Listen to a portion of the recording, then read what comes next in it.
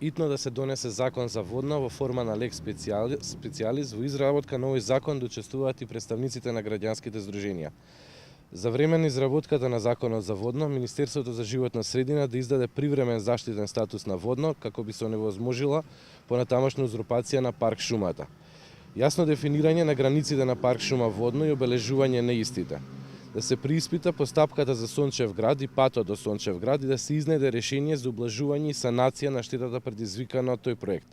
Веќе најавена странска помош за реализација на истото, а јавно изјавуваме дека со ова сме спремни да земеме активно учество. Покрај гасоводната траса, Сончевиот град и патот до него, свесни сме и за останати штетни проекти кои се започнати, па во таа смисла кулата на АЕК да се обслужува само со жичарната и сопствени возила за достава, односно да нема можност за транспорт до самиот врв. Рампата која води до врвот да биде обслужувана 24 часа. Моменталниот земјен пат кој што води до бункерите од врвот на водно, а кој сега се користи за градежна механизација, да се отстрани слојот на чакал, истиот да се потреби да биде достапен само за теренски возила.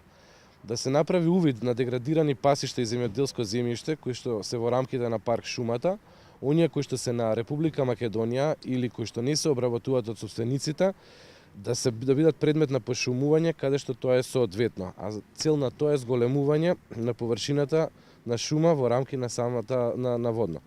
Да се лоцираат, мапираат и исчистат сите депонии кои се формирани во парк шумата, истите и неодложно се отстранат и да се обезбеди стратегија за спречување за нивно повторно формирање.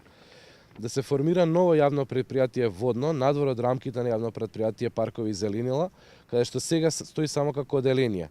Истото да стопанисува со паркинзите на водно и да биде задолжено за редот и чистотата на парк шумата. Да се формира ренџерска служба во рамки на новото јавно предпријатие со собствен возен парк на теренски возила соодветни за заштитено подрачје. Истата да ги има сите ингеренции на шумска полиција и да има своја екипа за прва помош и спасување со работно време од 24 часа. Да се реши статусот на одредени градби во рамките на парк шумата, кои што се или започнати и никогаш завршени, како што е например детското одмаралиште, но и кои што стојат со години не функционираат, како што е домот на петете. Целта е тие да се дефинираат и се изнајде начин за нивна санација и преадаптација на овие објекти, со што би станале, да речеме, детски едукативен центар, музеј на водно, медиатека и слично.